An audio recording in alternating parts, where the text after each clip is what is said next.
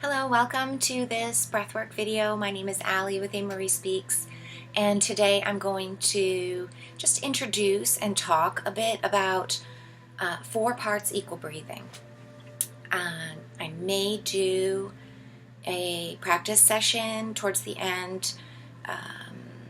We'll see how it goes, how the explanations go, because this is sort of a breathwork technique that is very internal, sensory guided, and individual, and it takes some cognitive awareness and getting used to that is very individual, and so it might not be something that's very well displayed or easily transferred over video, unlike the other kind of breath work that I've offered in the series so far, which is very expressive and works really well to match with meditation and mindfulness and imagery and visualization techniques and stuff like that. 4 parts equal breathing is more of a fundamental, foundational kind of breath, and it to me is a malleable thing that I don't have a straight visual for. A lot of different breath work that I get into and that I love and that works for me and that I use, it inspires imagery within me. And it usually comes along with a meditation practice of sorts that weaves together breath with energy alchemy. And, you know, that's the inspiration behind the series in general anyways, because it's a difficult thing to describe, and giving a bit of what the breath is and then sitting and having 5 minutes of practice period together to really get people started on it and to give them something to run with on their own or tailor fit or change up is the prompt for the series pretty much. But today's video will be a little different, just like I mentioned already. I'm not sure if I'll do a practice session or not on this, just because it takes some getting used to. It takes some personal tweaking. Twerking. It's early in the morning for me.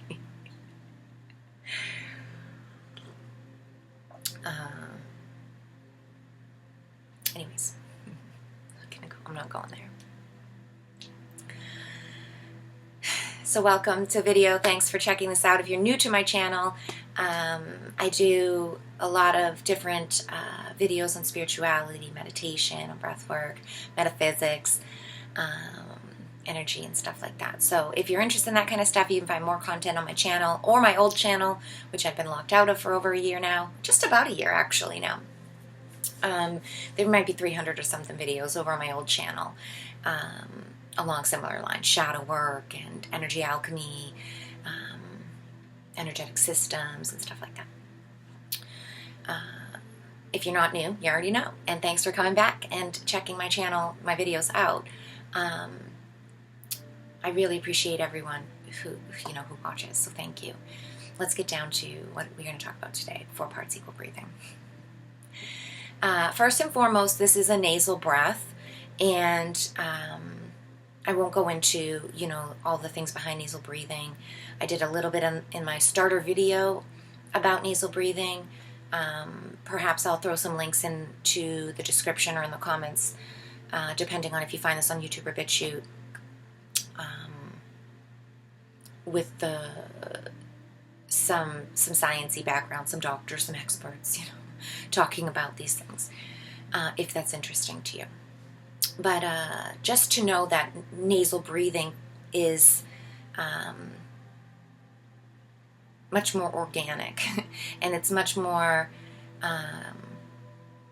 conductive, really, and we want to create a good circuitry within ourselves, right? So we want these points of conductivity. We want to have productivity as free-flowing as possible, you know, that it's a benefit to the whole system. And so, of course, I'm talking, and when we are talking or doing a lot of talking, we end up breathing through our mouth a lot more. But, of course, we should all practice probably listening more and being quiet more, especially in this world these days, right? So practicing nasal breathing throughout the day is really important. And practicing and using 4 parts equal breathing throughout your day, it will really shift your inner environment, and that changes your whole external. And I totally speak from experience. So 4 parts equal breathing is not is a name that I did not come up with myself. You know, sometimes I bring forth different breath techniques, and I've sort of coined a phrase to go along with it. Much like I said about having like a meditation or some kind of cognitive practice that goes with the breath work. This one is from the books, you know, and I have a book actually saved, I know, right, where I can grab it from on a playlist to pop in, and I'll put that in the description or in a comment. A yoga book about breathing, and you know, sort of if you're looking for a more academic, a more scientific kind of avenue of learning, you can read about it in there. I'm sure it's in many other books as well, because it's a well-known sort of breath technique. But anyways, let's get into it, right? 5 minutes in the video, we haven't even talked about it.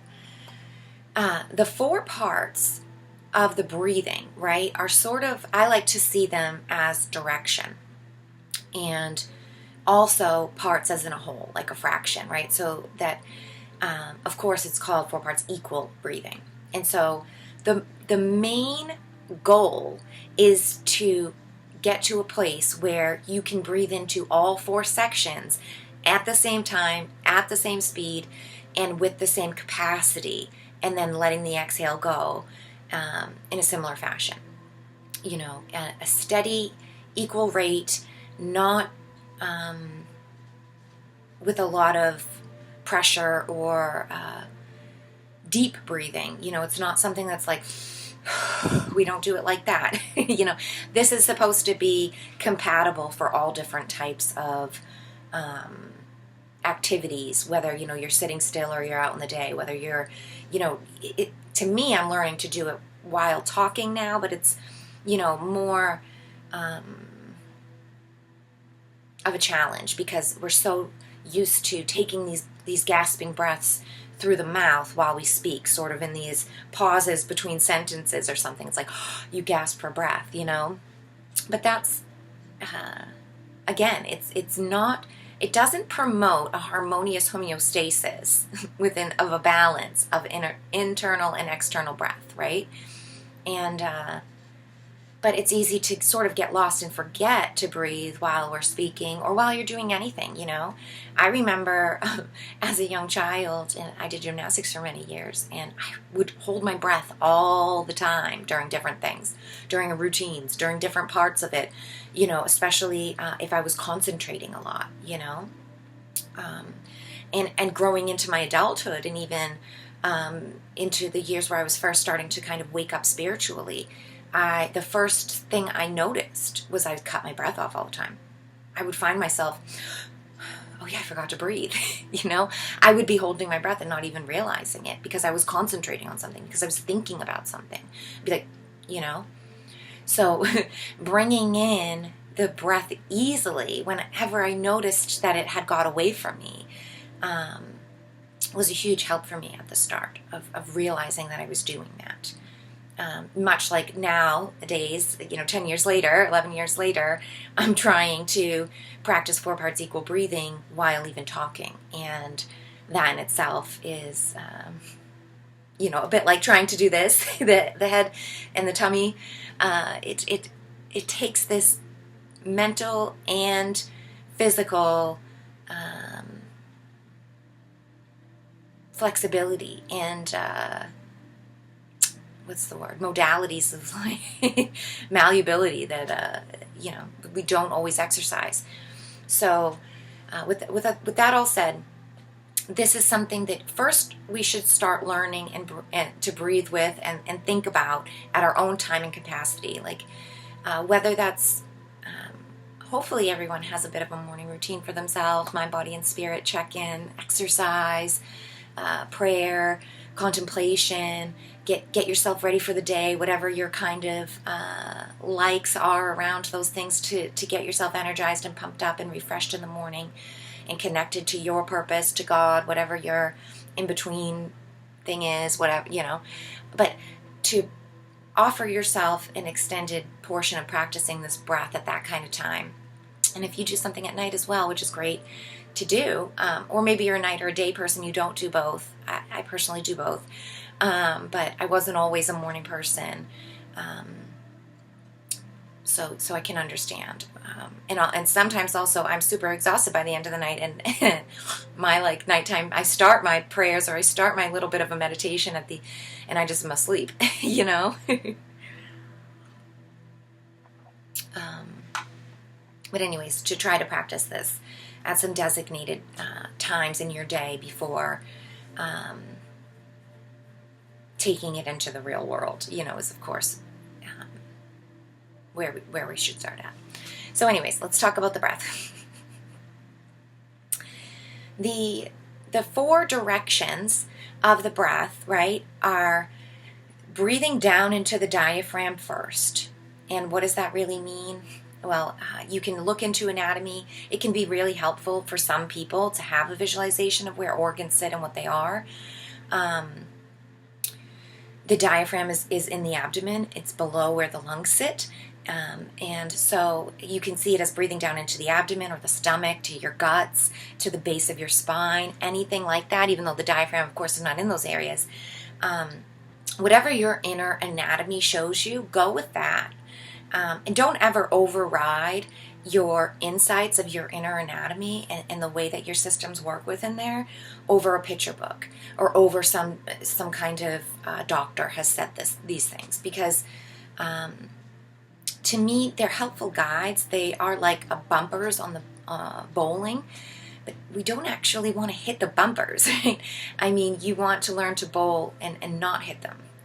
So sort of remember that the bumpers are like the pictures and like a doctor's insight. They, you know, they're there as things to be mindful of, but the focusing point is what is actually in your inner track, in your inner mind, what you're being shown.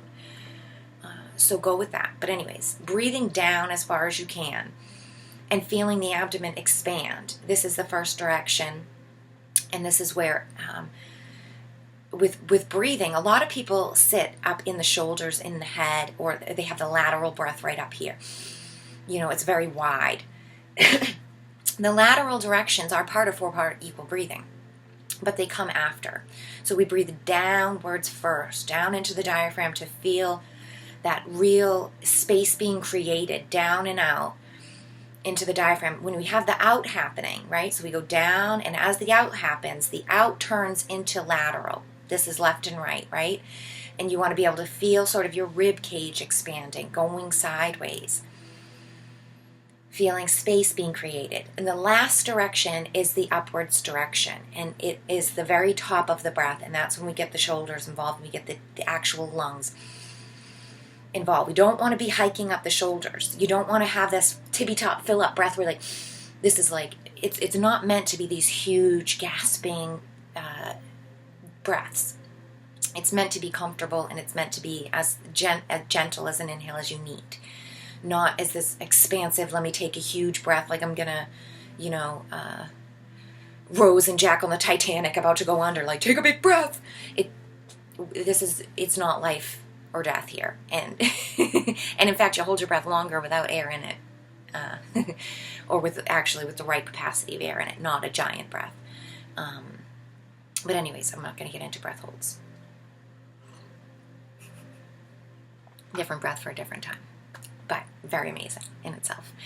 But anyways, So the 4 directions, down, side to side, and upwards, are to work with. And to learn what those each feel like for you is just getting started. This is what the practice is all about, learning where you naturally breathe at, which section of those 4 parts that you feel maybe caught in or more difficult to even get to. Learning about all of those sensations inside of you is what the first, however long contact points with this type of breathing will start to develop and ask you to explore. And depending on how long it takes you to get familiar with those areas and what it feels like to breathe within them comfortably, what we want to try to introduce is the equality of the 4 parts breathing. And that means that we are breathing into all 4 parts at the same rate, at the same time, and at a gentle capacity to where they all expand and then they all contract.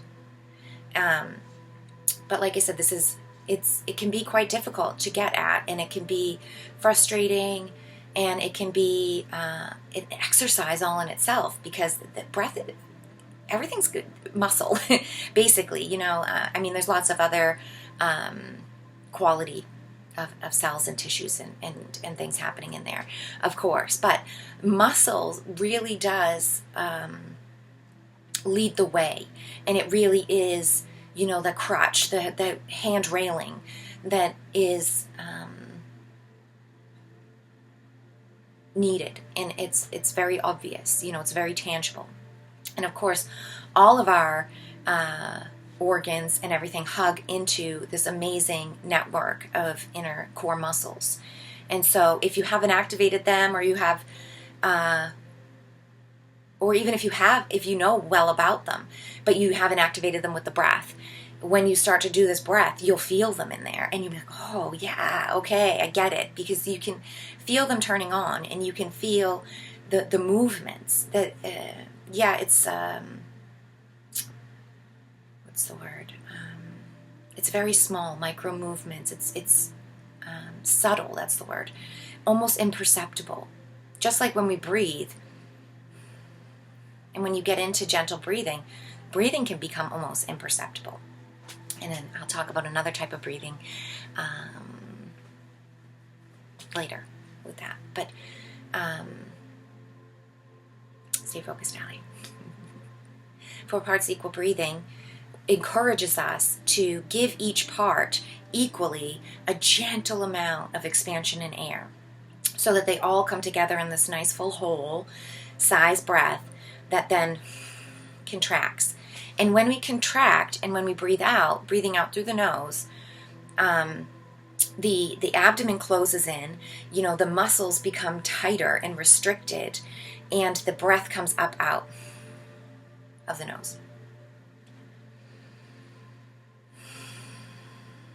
It's a bit of a settling, and it's a relaxing, even though there's a constriction of muscle.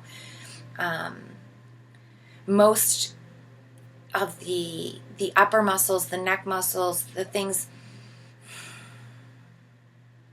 they settle down. And getting the inhale and the exhale to be the same kind of length, the same capacity, is also another kind of goal marker for 4 parts equal breathing.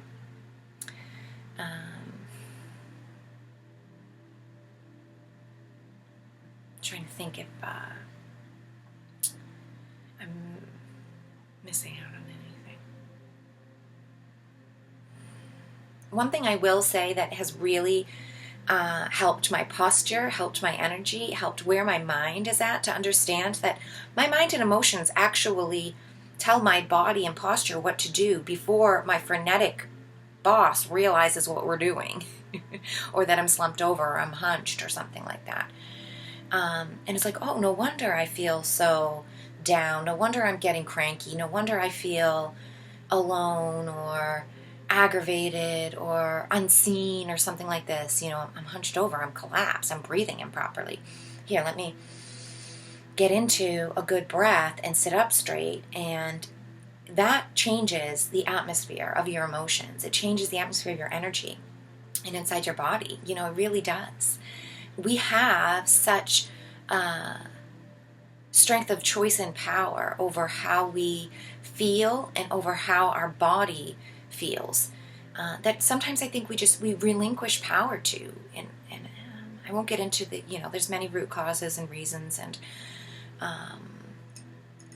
even scapegoats and things that we get into about this, right? So I'm not going to talk completely about that this morning, but just know that when I started to get into 4 parts equal breathing, it really showed me the posture impact, and showed me that this front mind that thinks it's concentrating, it thinks it's the boss with all the plugs and all the push buttons, and that it's really the marionette controller. It's not. It's not. And in fact, it sometimes is the last one to the party. And then it's like, how dare you come in and try to boss everybody around? We're already having a good time. Sorry, you're late to the party. And now you feel embarrassed because you've realized that you're the one causing the issues. But just let it go, and let's just get boogie. Let's have a good time at the party. You don't have to sit there. You don't have to exile yourself. You don't have to sit there and, make a huge display about it, or go say sorry to every single person there. Just let it go, and get into it. Get into what feels good. Allow yourself to feel good. That's been one of the biggest lessons and learning points for me with really taking on this breath as an active exercise throughout my day, versus just like I had said, with first getting started, you really need to have a segregated practice period to just get your feet wet, to just sense it, to practice all of the different areas, because like I said, I hate to sound repetitive as well, but habitually we get stuck in an area of breathing usually, and through practice you'll start to realize where your breath naturally goes at, so that you can invigorate and enlighten those ones that haven't been used as much, and then also sort of balance and lessen the one that you tend to go to all the time, and everybody's different, and it's interesting to talk to people and to hear their experiences with breath work and breathing, and changes within themselves, because there's such beautiful insights. There's always root causes. There's always these purposes, and this sort of, like I said, this guy's the last one to the party. We start to see what the spirit, what the body was actually all about, instead of just the frenetic mind boss. And each person has these three capacities of CEOs, of bosses within ourselves, that relay information differently, that they sit in places differently. One has a loudspeaker, one doesn't. Some speak in a whisper, some scream out loud, and everybody's different. But really learning how to give yourself space with breath teaches all of them how to give their own space, and you get to really see where the ratios are at, and then try to work for balance in those ratios. Just like we physically are going to work with the ratios of the breath inside of you to try to figure out and balance that. It becomes a metaphysical work with these like complex bosses within ourselves, mind, body, and spirit layers. So, yeah, learning to give ourselves space and time, and to breathe in space and time, is really what 4 parts equal breathing, I feel like, is all about. So with that said, maybe let's, I'll do a little bit of an experiment, an exercise, just, and you can't even really see my sides or anything, so it doesn't really, like I said, it's almost imperceptible. But notice how I just took a breath, and you can see my shoulders going up, you can see sort of the collarbone, everything here is like this, because I'm breathing out of my mouth and speaking at the same time.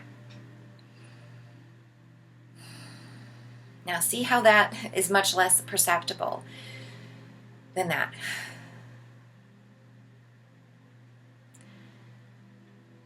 I'm trying to think. I don't have a walkthrough,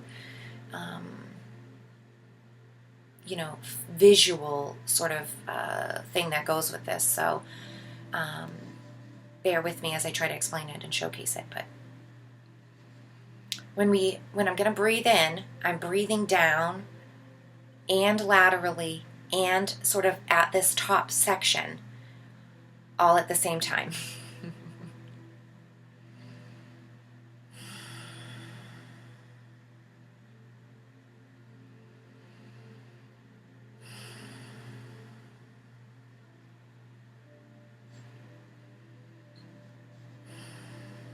And this is what I feel is helpful.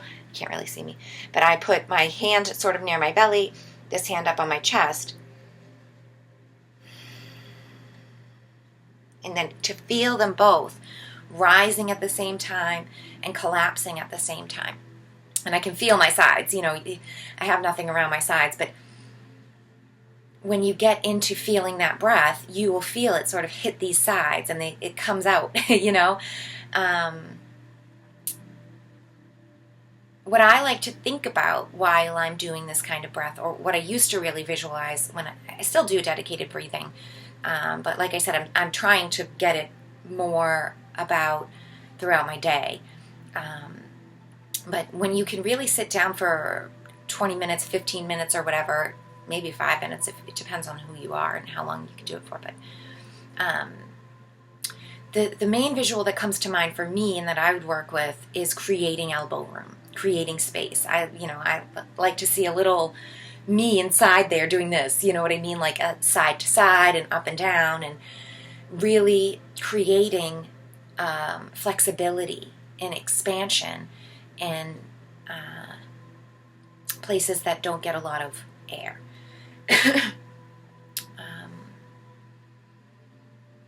Yeah, so really, and for me also, I'll say this here at the end, choosing a part at first, like starting with diaphragmatic breathing. If you're not familiar with diaphragmatic breathing at all, that's really your first practice, is nasal and diaphragmatic breathing, and just getting comfortable with that, because that can be laborious for lots of people.